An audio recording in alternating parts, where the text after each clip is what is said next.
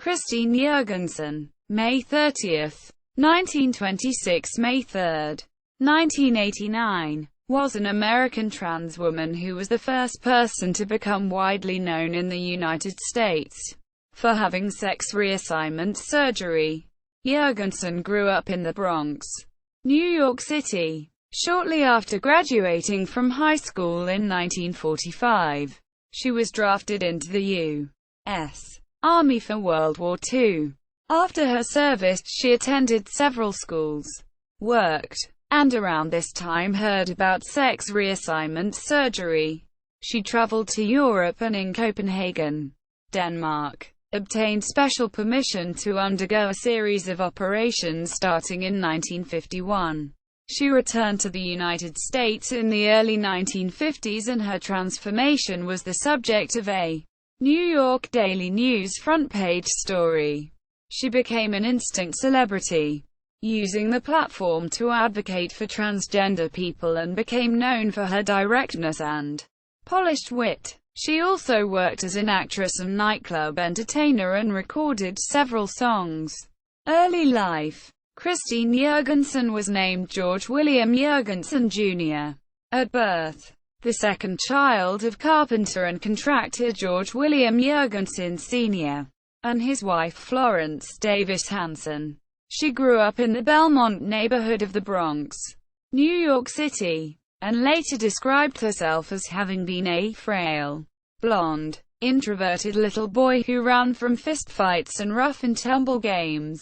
Jorgensen graduated from Christopher Columbus High School in 1945 and shortly afterward was drafted into the U.S. Army. After being discharged from the Army, Jorgensen attended Mohawk College in the Utica, New York, the Progressive School of Photography in New Haven, Connecticut, and the Manhattan Medical and Dental Assistants School in New York City.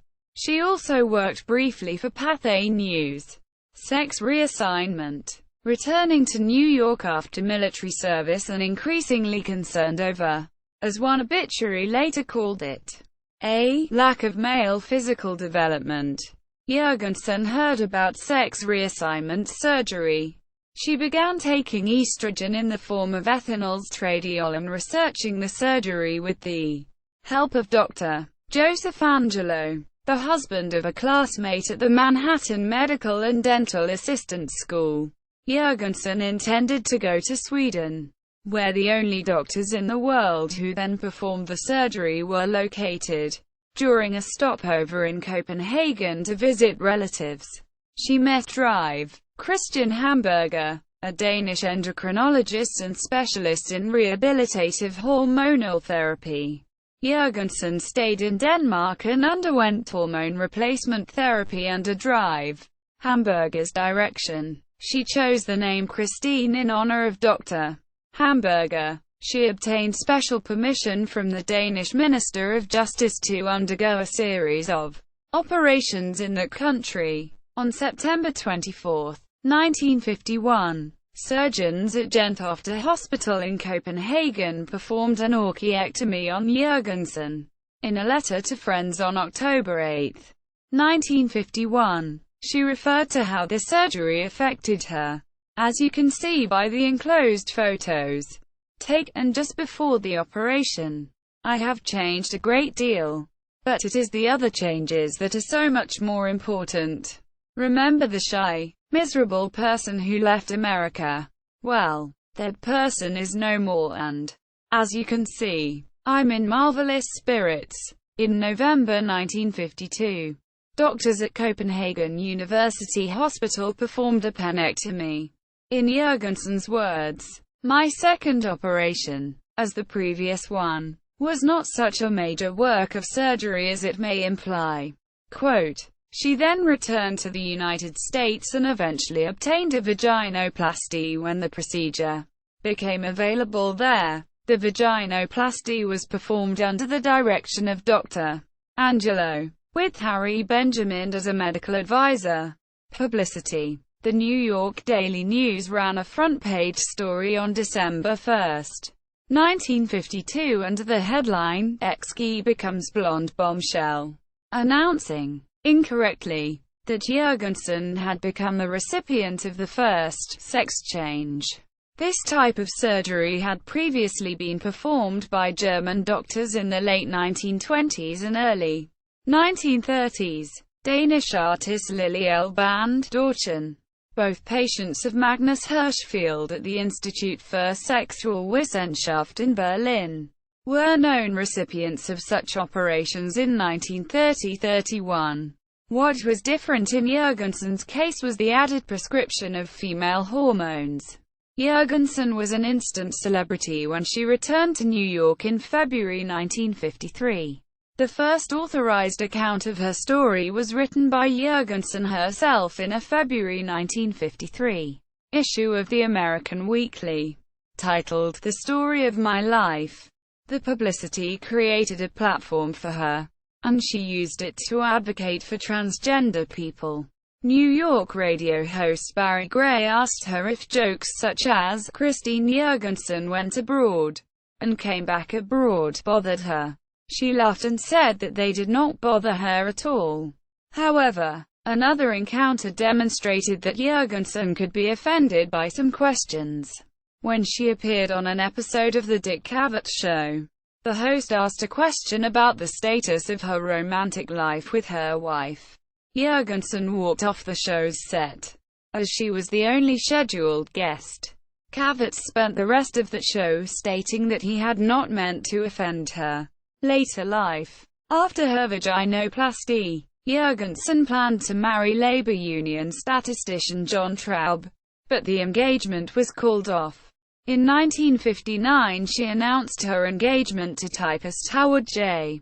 Knox in Massapequa Park, New York, where her father had built her a house after her reassignment surgery. However, the couple was unable to obtain a marriage license because Jorgensen's birth certificate listed her as male. In a report about the broken engagement, the New York Times noted that Knox had lost his job in Washington, D.C., when his engagement to Jorgensen became known. During the 1970s and 1980s, Jorgensen toured university campuses and other venues to speak about her experiences. She was known for her directness and polished wit. She once demanded an apology from Vice President Spiro T. Agnew when he called another politician the Christine Jorgensen of the Republican Party.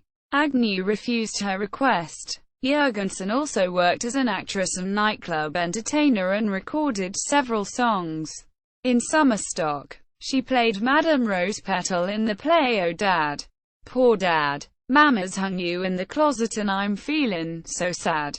In her nightclub act, she sang several songs, including I Enjoy Being a Girl, and at the end made a quick change into a Wonder Woman costume. She later recalled that Warner Communications, owners of the Wonder Woman character's copyright, demanded that she stop using the character. She did so and instead used a new character of her own invention, Superwoman, who was marked by the inclusion of a large letter S on her cape. Jorgensen continued her act, performing at Freddy's Supper Club on the Upper East Side of Manhattan until at least 1982, when she performed twice in the Hollywood area, once at the Bacalat Theater, adjacent to the discotheque Studio One, and later at the Frog Pond restaurant. This performance was recorded and has been made available as an album on iTunes. In 1984, Jorgensen returned to Copenhagen to perform her show and was featured in Tate Ritzeru's Danish transsexual documentary film parody Sætter ikke til salg. Paradise is Not for Sale. Jorgensen was the first and only known trans woman to perform at Oscar's Delmonico restaurant in downtown New York, for which owners Oscar and Mario Tucci received criticism. Jorgensen said in 1989, the year of her death, that she had given the sexual revolution good swift kick in the pants. She died of bladder and lung cancer 4 weeks short of her 63rd birthday. Legacy. As a transgender spokesperson, Jorgensen entered the public eye. She influenced other transsexuals to change their sex on birth certificates and to change their names. Christine Jorgensen's case is significant because, for the first time, it led to complications over sex and science and the changing definition of sexuality. Gender was thought of as a set binary, where one could only be male or female. That was permanent. But Jorgensen's case questioned that stability. Gender was not the set binary as people once thought of it, and doctors were redefining gender with the term psychological sex. This new psychological sex showed that psychologically, one might not relate to one's biological sex. Jorgensen was an example of this. Her sexuality was not a result of her biological sex. The question of what determined sex emerged, and the spectrum of sexuality identity included chromosomes, genitalia, and body actions. This spectrum was not clear, and people did not know which of the three determined someone's sex. Due to Jorgensen's surgery, her definition of sexuality changed, and this led the public challenge to think about the definition of biological sex. The topic was complicated overall, as doctors tried to define and reclassify sexuality, but that did not come easily. For example, doctors tried to distinguish transsexuality from transvestism and homosexuality, but at the same time also tried to decontextualize them to make it simpler for people to understand. Traditional gender norms were questioned, and Jorgensen reinforced what it meant to be a woman despite her original sexuality. She took on the notions of femininity. She saw herself as a founding member in what became known as the sexual revolution. In 2012, Jorgensen was inducted into the Legacy Walk, an outdoor public display which celebrates LGBT history and people. In popular culture, Nation of Islam leader Louis Farrakhan, during his earlier career as a calypso singer under the name The Charmer, recorded a song about Jorgensen, Is She Is or Is She Ain't. The title is a play on the 1940s Louis Jordan song, Is You Is or Is You Ain't My Baby. Posters for the Ed Wood film Glenna Glenda, 1953, also known as I Changed My Sex and I Led Two Lives, publicized the movie as being based on Jorgensen. The Christine Jorgensen Story, a fictionalized biopic based on Jorgensen's memoir, premiered in 1970. John Hanson played George Christine in Christine Jorgensen Reveals, a stage performance at the 2005 Edinburgh Festival Fringe.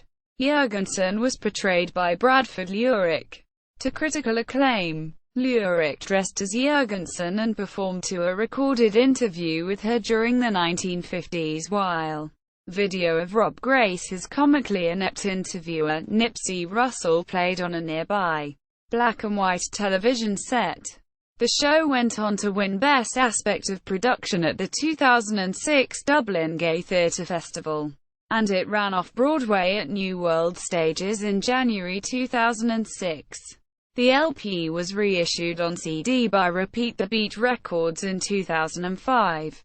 Transgender historian and critical theorist Susan Stryko directed and produced an experimental documentary film about Jorgensen, titled Christine in the Cutting Room.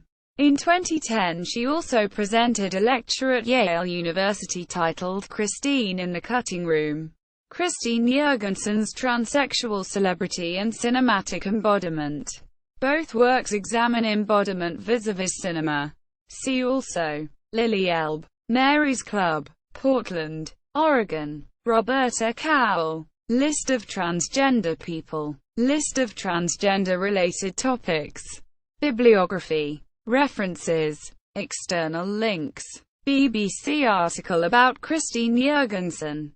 November 2012. GLTBQ.com article. Christine Jorgensen. Christine Jorgensen website, with newsreel footage, songs, and other performances. Christine Jorgensen at the Internet Movie Database. Christine Jorgensen at Find a Grave.